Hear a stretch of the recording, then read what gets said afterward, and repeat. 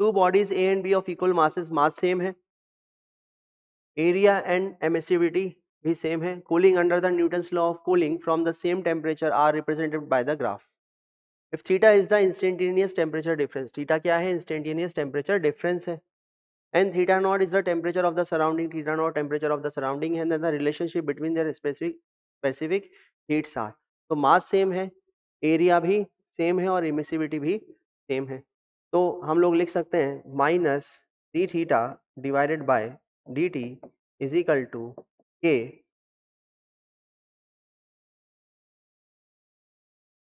Theta minus theta naught. Theta naught क्या है यहाँ पर? टेम्परेचर ऑफ सराउंडिंग, और इंस्टेंटेनियस टेम्परेचर क्या दे दिया उसने? थीटा दे दिया, तो यहाँ हम इसको थीटा डैश कर देते हैं।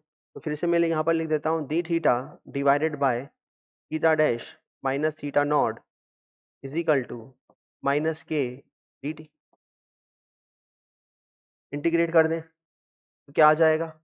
इंटीग्रेट करने पर आ जाएगा l n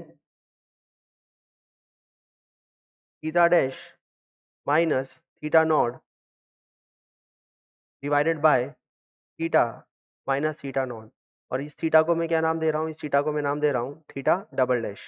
theta double dash क्या है? इनिशियल टेम्परेचर, तो मैं यहाँ पर लिख देता हूँ थीटा डबल डैश जो है वो है initial temperature of body,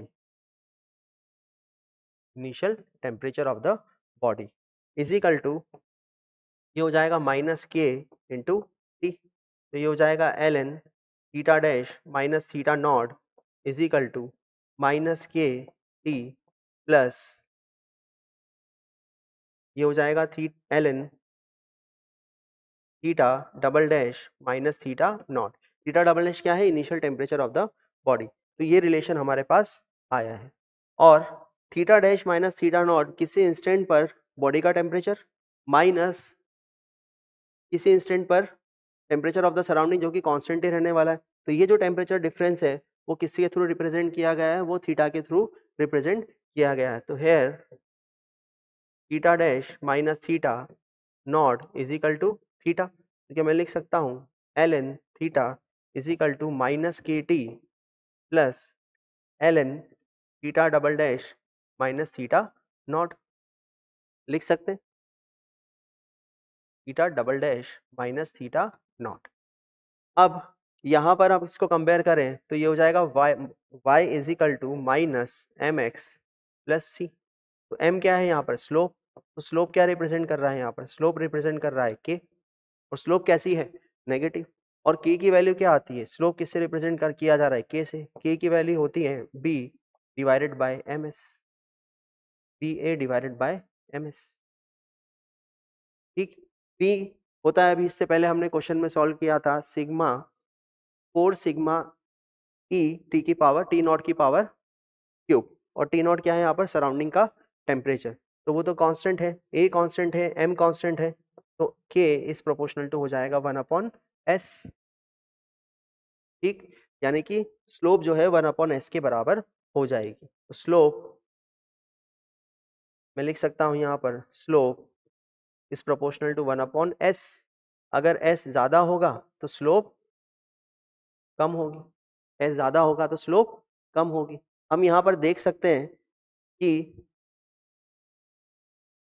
slope of a is less than slope of b, slope b जो है ज्यादा है, इसलिए s of a is greater than s of b, तो s of a is greater than s of b यहाँ पर answer आने वाला है। लेकिन ध्यान रखिएगा ये जो हमने यहाँ पर लिखा है सिर्फ स्लोप का मैग्नीट्यूड लिखा है, बेसिकली स्लोप कैसी है? नेगेटिव है, इसलिए यहाँ पर हमें नेगेटिव स्लोप देखनी है।